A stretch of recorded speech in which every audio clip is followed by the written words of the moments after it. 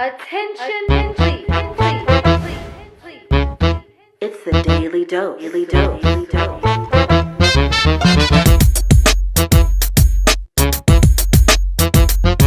Alright, so our next topic is something that most, if not all, Black men and women understand very well, and that is code switching. Ooh. So, for those of you that don't know, code switching is where for Black folks, we talk a certain way, laugh at these kind of jokes, walk a certain way, dress a certain way. But when Black folks get out into the real world, which is white America, we have to switch or assimilate to what the white world feels is more acceptable. So I can imagine that other races do that too. Must do it, yeah. I would imagine. I would imagine most all races that come to America assimilate to our mainstream America, which is white America. So they kind of drop their cultural cues and languages and things that kind of make them unique to their culture, and they assimilate to what white America finds to be, Now, is code switching, do you think that on certain levels that you can sell out, be a sellout if you code switch?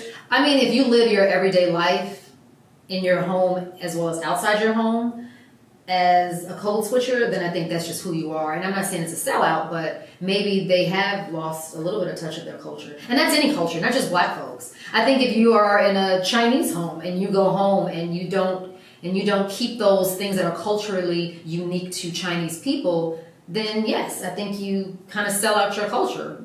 It stops with you, and then you're not passing that down. I mean, I think to some degree you can sell out. So personally speaking, do you code switch? Yeah, I code switch. So when did you start code switching?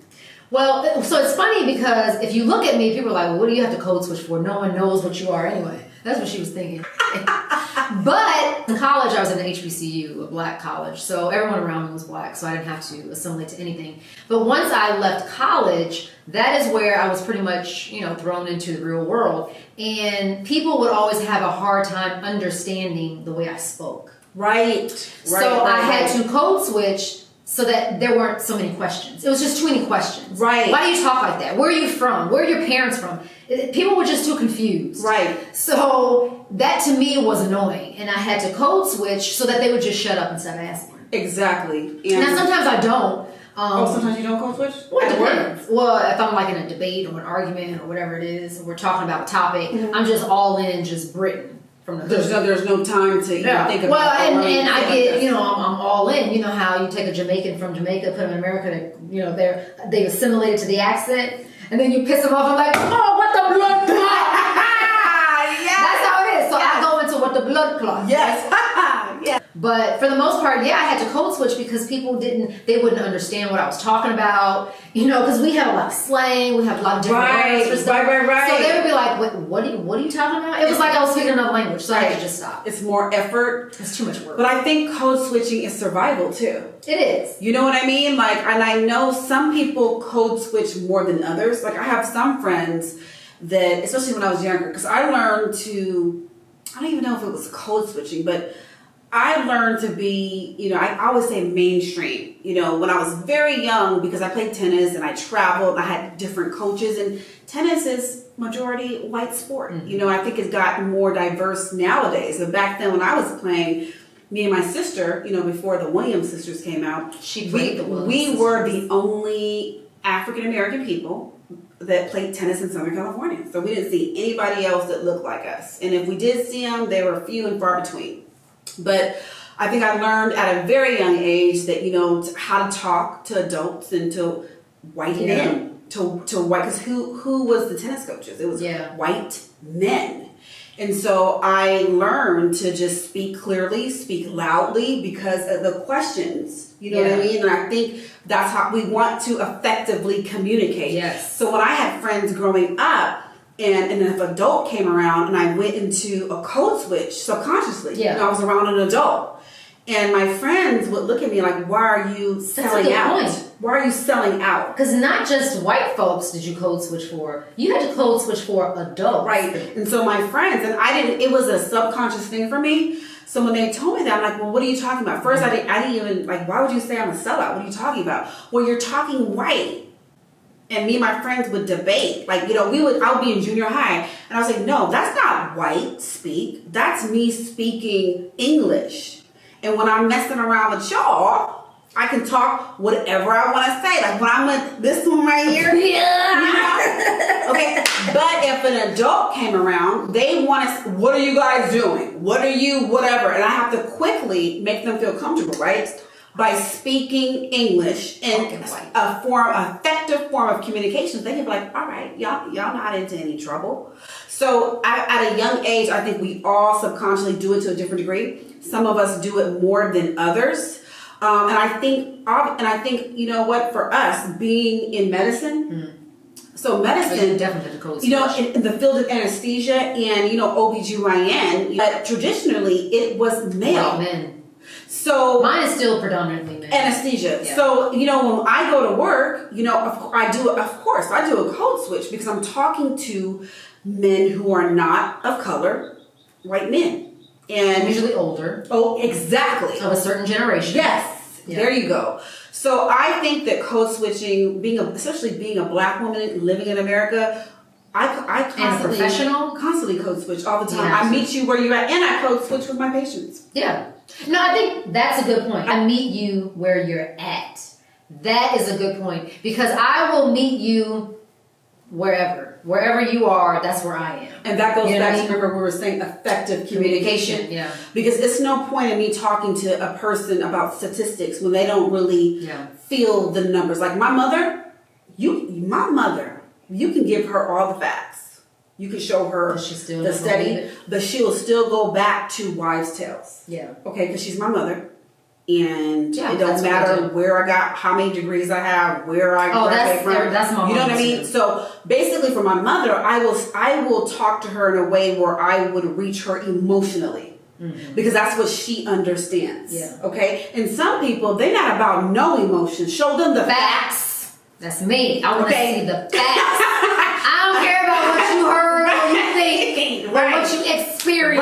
Right. Some people want to only know facts. Well, those patients, I'm going to tell you the stats. Yeah. Okay. The bottom line is you have to code switch to survive. And it's not just code switching into white America, but it's all of America. You have to code switch for the most important person in the room or the person that most people feel is the least important. You know what I mean? You have to be all over the board in order to survive in this country because that's the only way to effectively communicate.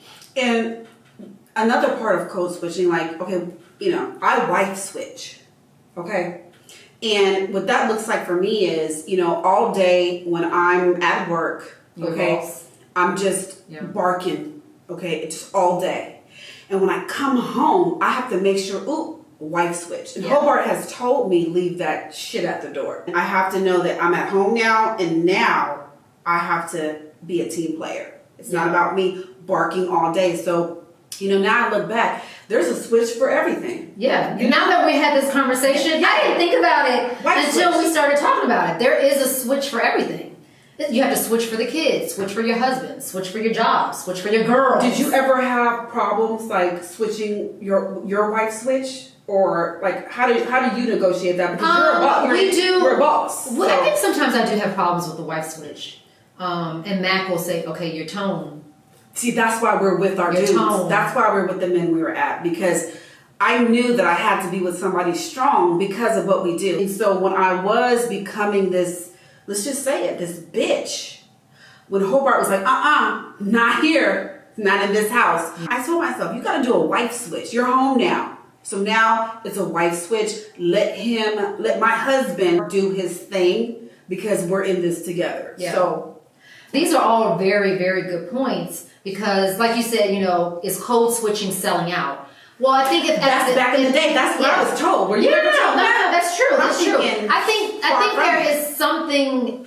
Listen, if you're not code switching, then you've already sold out. That's how I see it. You sold out to something, or you lost. You lost something. Because I think living in America, you have to switch so much into so many different people. Like if you're not switching, how do you do that? Then what are you doing? Are you selling out, or are you like the president and you ain't got to switch for nobody? I mean, I've heard some people, rappers that got interviewed that they don't code switch. They don't have to because well, maybe they're saying they don't code switch to white America.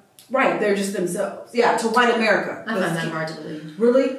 Because everyone has a boss. That's right. No matter how much money you have. Yeah. So good You're luck. always playing to someone, right? Even if your boss is consumers, the people out here in America. Everybody has a boss. You still have to be appealing to them as well. And if them happens to be the majority, then you have to kind of cater to that a little bit. Don't you say? What do you think? And I agree, but that's why I brought up there's different switches. There's white switch. Lots of switches. Yeah. There's lots of switches. So I think in life, you got to be flexible. Yeah. And I just want to just actually ask you, what is a sellout? Because now that I'm trying to, that's what it was called back when I was younger. Oh, why? I think they would consider a sellout as an adult. I don't know about when we were kids. Yeah. But as an adult, I think a sellout is when you just don't take care of your own kind. I think that's a sellout.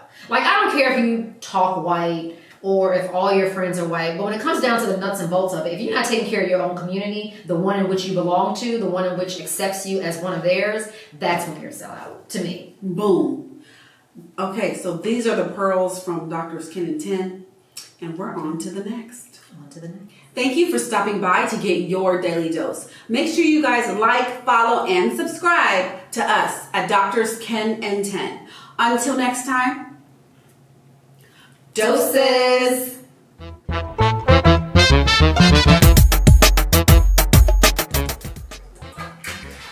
A cold switch and some food cake. Okay, well, Chick-fil-A was lit. Chick-fil-A. Okay. Swallow that down. And I was like, what? Tell me more. She was slow. She would have annoyed the hell out of me. Okay, I forgot. She gets it. She gets it. So my husband, bitch, he has a name. Okay, I don't know how we on this topic. Or whatever they have when we're little. Okay. From the popo? I never see. Okay.